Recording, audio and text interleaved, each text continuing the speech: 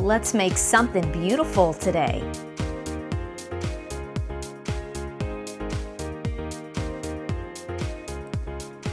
So today we're making this great little spin on a hoop earring, and it utilizes all those tons of seed beads that I know you've got stashed away. You don't know what to do with them. This one is great. There's no patterns to follow. There's no difficult instructions. It's just beads on a wire that's wrapped around a hoop frame. So it's really easy, really fast to whip these out, you know, with Christmas around the corner. If you want to make gifts or you want to sell them, take this, use it. And I really think it's a play on the thicker hoops that you'll see for sale. So that's what I had in mind when I was doing this. So if you're a beginner, I do believe that you can do this with just a few simple things, just by going to your local Michael's. If you want to keep it even simpler, you can buy the pre-made hoops and just follow the instructions to wrap the beads around the frame.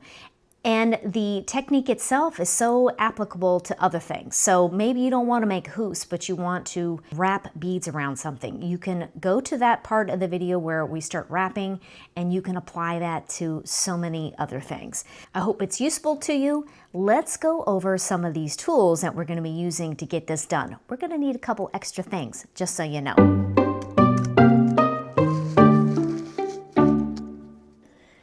So I lied. I thought I used a bunch of other tools other than just some basics. The only thing really extra that you're going to need is something to put on the end of the wire to keep your beads from slipping off. So I have one of these, but something that might work, this might be too frustrating because you've got these gaps, but something that will clamp the end of your wire to keep the beads from falling off. Everything else is pretty straightforward. Some chain nose pliers, cutters, maybe some flat nose, you know, that's just for clamping down the wire to finish off your ends. I did use a large wrap and tap to make this shape, but I mean, you can find something, a handle from another tool, a highlighter or something like that. This is a 1-inch hoop. For the frame, I did use 18 gauge. If you're like me, your ears are older and can handle just a little bit bigger wire, and this worked as well. Now if you've got some half hard or full hard, that's going to be even better, but of course I always use dead soft, so we're going to be doing a lot of hammering on this just to strengthen it. And then for the beads, we're using 26 gauge dead soft, of course. And the beads, these are size 15. I wouldn't go any bigger. You're going to want to go into your stash and find the smallest beads, simply because 18 gauge is small, the circumference is small, and if you've got real big beads on there, there's going to be even, see if I can see how there's like a little separation in between the beads? The separation will be even greater. So the smaller beads that you can use, the tighter this wrap will be as it's going around the hoop. So these are size 15, quite small, quite cute, and elegant, I think. Wouldn't these be great for some upcoming winter weddings? Very beautiful. I thought this was nice for fall. And this is just a great everyday, because the beads are kind of like a flat sheen, a matte sheen, great for jeans or everyday wear. Really, really love that as well. I love it, I love it, I love it, I love it. Plus, it's the only super small beads I had, so that was it. Let's clear our space and get going. Pull out your 18 gauge and let's wipe this down. We need 3 inches. Make sure your ends are flush. For this little area right here, it's about a centimeter. You might need a pen too if you want to get this technical. Or you can just eyeball it, that's always good. I want to just mark off an area that's about a centimeter. And this is going to become the post that goes in your ear. Whatever you're using, I've got my large wrap and tap. Just, it makes it really great because of the handle. I will say that I use these a lot. So you know that I use the bail pliers a lot, and this was just like a no-brainer upgrade for something a little larger. I just love anything with a handle. So if you're thinking about, what to buy next, maybe one of these. And what I'm doing is just putting that right in there so that the centimeter that we marked off is hanging out. We want to keep that straight. And it's as simple as just pressing it around this bail. Turn it so you can keep pressing that tail down. We want to get that rounded shape all the way to the end of this wire, even though we're going to trim it. And you'll have a somewhat 1 inch. So I thought this was 1 inch. It's not quite a 1 inch. It's about a 7/8 inch hoop. Really lovely. Hammer time. All right, so this is what's critical for me because I have dead soft. Oh my gosh, I forgot to tell you about a bench block and a hammer. Wow, I apologize. Bench block and hammer. I'll do a mix of the nylon and the brass side of this hammer. So you'll see hammers and you're like, okay, what am I supposed to do with brass? All I hear about is the nylon or the rawhide and the steel hammer. The brass is right in between the hardness of what you would get with the nylon and a steel hammer. It's right in the middle where you're going to get the work hardening, but you're not going to get the flattening that a steel hammer will do. So I'll start off with the nylon side and see how it goes. I'm just making that flat. And then finish off with the brass side. 2 hours later. Let me check to see how firm it is. That's pretty good, but I would like some more. So I'm going to go over to the brass side of my hammer. One eternity later. That feels pretty good. I mean, if I wanted to bend it, I could bend it, but that feels pretty good. Just hammer it until it gets nice and firm, if you're starting with dead soft. So we've got to trim this tail off so we can slip our ear in there. And I trim off about 1 centimeter for this part right here. And you'll have this so far. Oh my gosh, I did not flush that. Look at that. Cardinal sin. Was not paying attention. Ay, ay, ay. We're going to make this work. I'm just going to make that flush.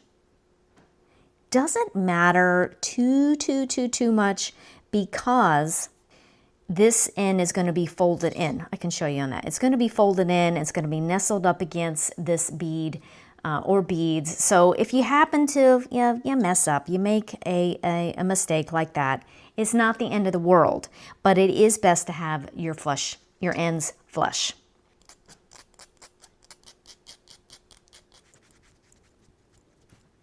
So for this, what I thought was an inch hoop, I pulled off about 1 foot to 1.5 feet of this 26 gauge wire. I'm going to take the, I don't even know what you call this thing. The thing that you would put on the end of the string to keep your beads from rolling off. Whatever that thing is called. I don't know. And we're going to start putting on these beads. Now, one thing that I want to make sure is that this end is like super flush. This is going to make a difference when we go to start putting on our beads. Now, I do not have one of those bead spinners because I don't work with beads so much that I actually need one. And for simple things like this, I can just get yourself a little bowl, fill it with all your beads, and then you just put a slight little scoop. You don't have to experiment with what's working with your beads and your hand motion, and you just start going like this. Just shallow little scoops. What in the world? And then they start going right on your wire like that. I was doing this yesterday and I literally zoned out to the point where I was just going like this and totally zoned out and forgot what I was doing. So it is kind of mindless, and you can have some, or drift off into thoughts, and you can think about other things.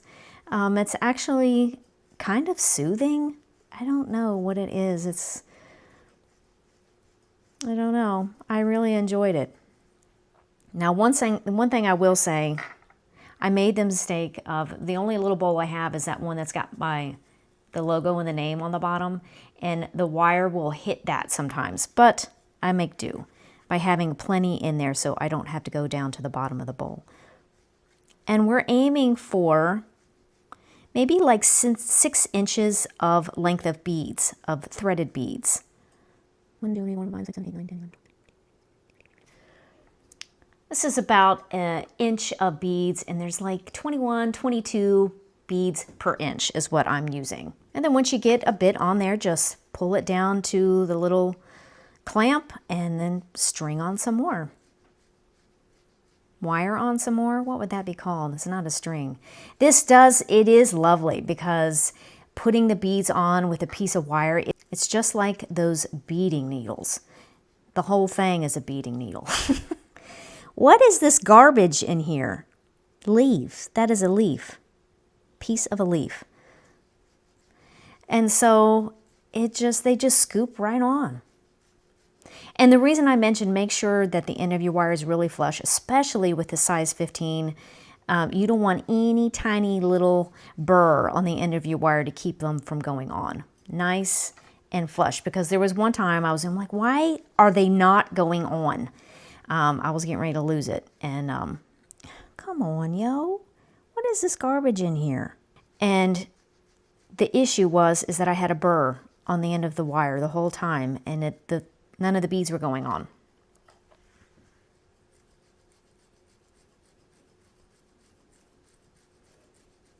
Oh my word, if you go back several months and you watch the video where I make these trash to treasure earrings, it's comical watching me trying to get the beads on these little pieces of scrap wire. I'm telling you what. I have learned a lot. I have grown a lot. I hope you are learning and growing a lot as you follow the tutorials. So much to learn on YouTube. I love YouTube. I taught myself Photoshop. I've taught myself self-photography. Basically anything. I even cut my own hair with a YouTube tutorial. You can learn anything on YouTube. So I'm hoping that you are learning a lot here with me, because I'm still learning.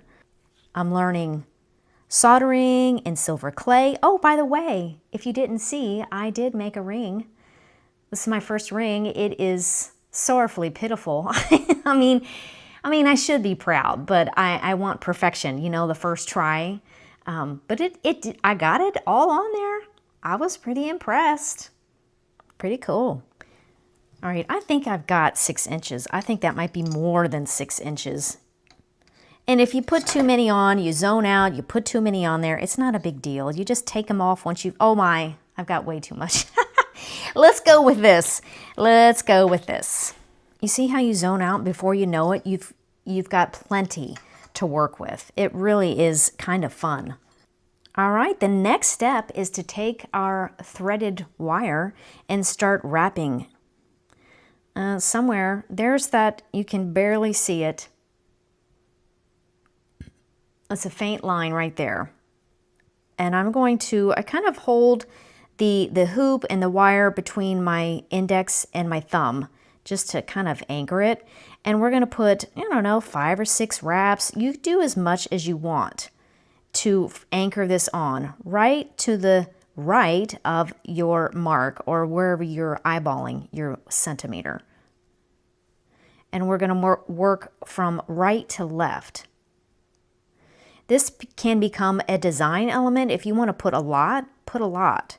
If you just kind of want it to be all about the beads, you know, at least, 3 or 4 to really anchor it. And you can just take your fingernails or your pliers and squeeze it all together, leaving that space for the post to go in your ear. I think I need some pliers to help me squeeze that together. Be gentle with your 26 gauge because it does kind of get nicked and dented easily. That is the nature. Let's trim this first to get this out of the way. You know how I'm always fearful of trimming, but I'm just going to go with it and just tuck that wire down. You can do this like little twisting motion and tighten it down.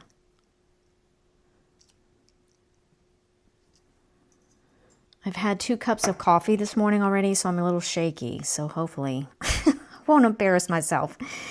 More coffee? Okay, so the very first little wrap is the one that just takes a little extra care. Pull that through there. And for me, what was comfortable, what worked, is holding it like this so that your post is coming out to the bottom and pointing to the right. So I could work with my right hand, and we just need to get that first curve going around our hoop frame.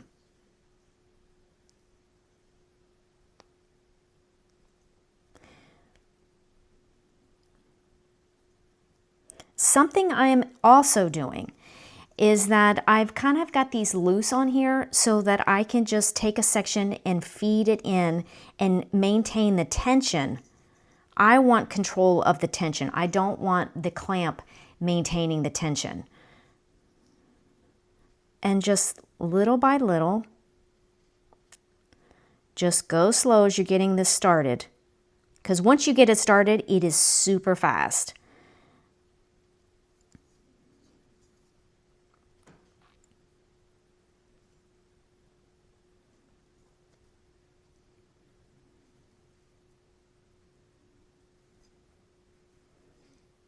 All right, I think I've got a good start here. And then once you got a start, I take the clamp off and I move it down, but I leave a little gap because you will find as it's wrapping, you're using up more wire than you are the beads. And so the beads will get, you're using up the wire, and then the beads are getting really tight. And it's just like when you make a bracelet. And if you thread on your beads so tight, it goes, you know, there's no movement. There's no slinkiness. The same thing will happen with this. So I've just got a little bit of a gap so that my beads are still nice and loose as we wrap these around. And I maintain the tension between my, what is that called? My index and my thumb. Duh. And then once you get it on there, all you have to do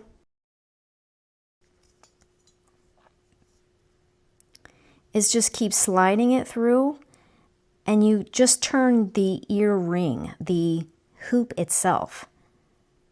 And it is quite easy.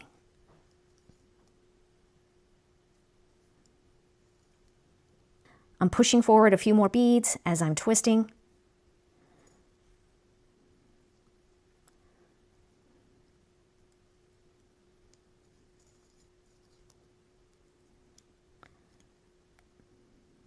And you can mush and make sure your beads are stacked nice and tightly together as you're going along.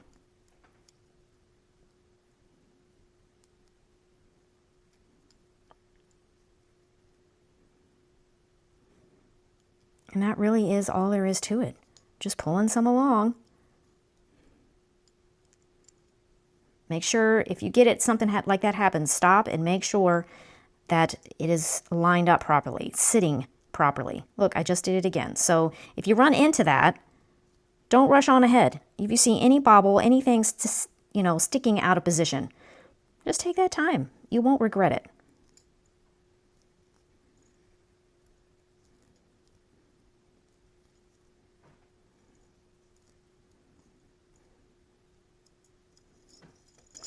You see what I'm saying?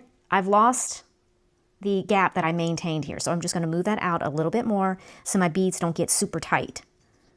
They need to have a little separation to get around the hoop.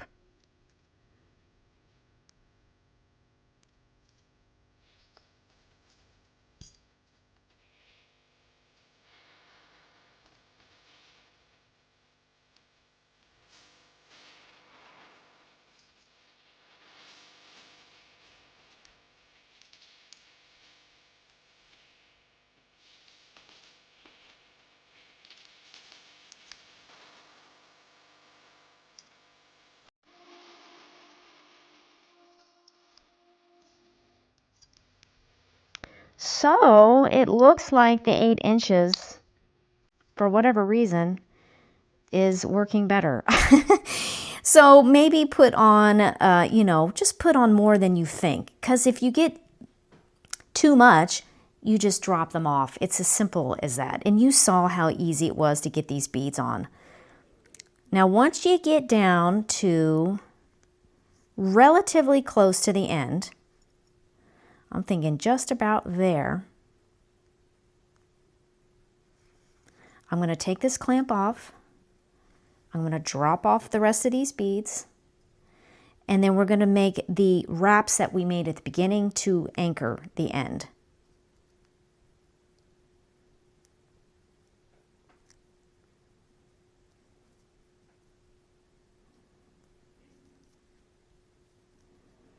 Push that up in there.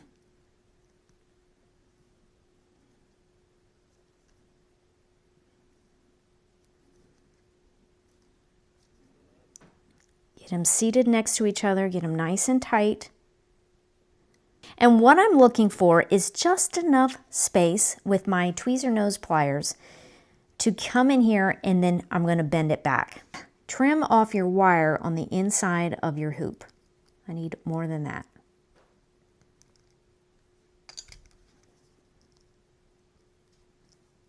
Twist and tuck, and then with your chain nose pliers, I'm supporting this end of the hoop right into with my index and my middle finger, and I'm going to bend this very tiny tip back over those wraps.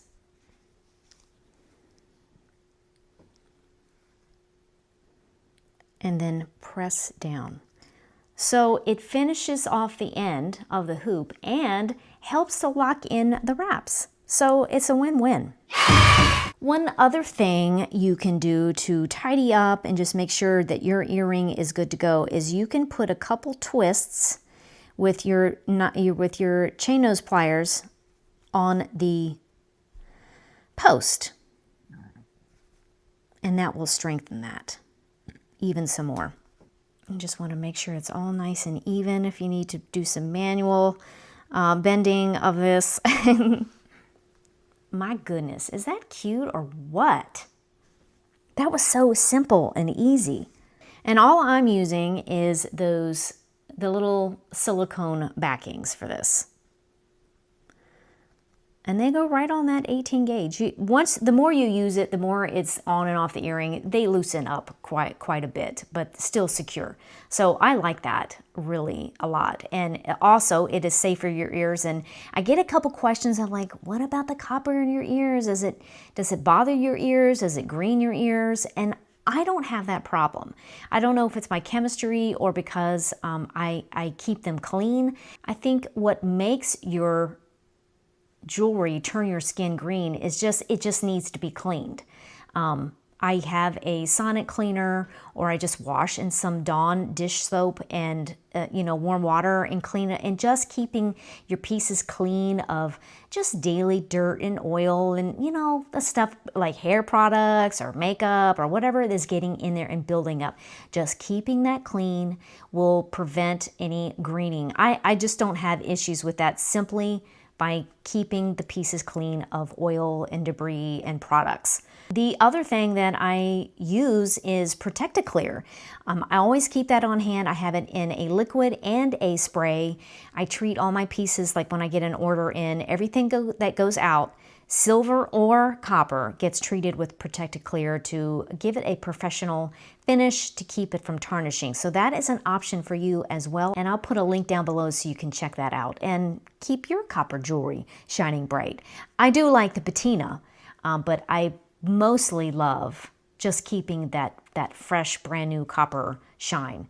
It is similar to gold. If you want that gold effect, but you can't afford that gold effect, copper is a really wonderful option if you love gold, but it's not in your budget. And tell you what, silver is becoming out of the budget as well. So I'm glad I made my silver order a couple months ago. So that just makes copper even more a wonderful option for your jewelry pieces.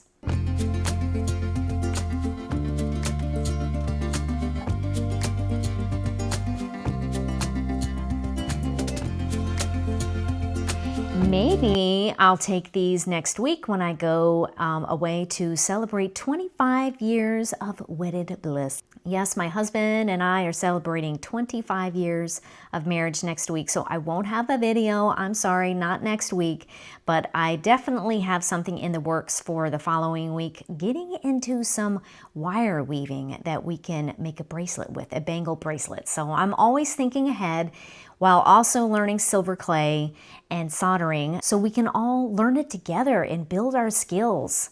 Thank you for liking and subscribing. Thank you for commenting, hyping, and all that good stuff. It really means a lot to me, honestly. And I love to hear from you. That's my favorite part, is your comments, and I love to hear from you. So leave a comment and maybe share what you are interested in learning. That will help me narrow down what I should be working on in the months to come. So easy, so quick, so fast. I think this is a very short tutorial, one of the shortest ones I've done in a while. That just shows you how quick and easy it is. So I hope you take this, you either make the hoops or use this technique on something else that you're working on. And I look forward to seeing you again for our next Tutorial Tuesday, where we make something beautiful together. Hang away. I don't remember what in the world that we used. Fabric cutter. Dee-da-lee-da-lee. Okay.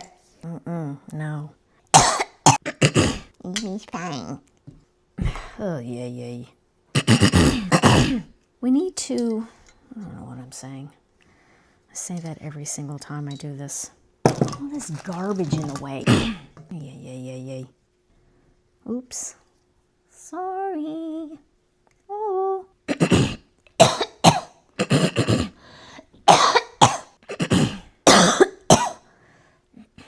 Oh my gosh, what is in my throat?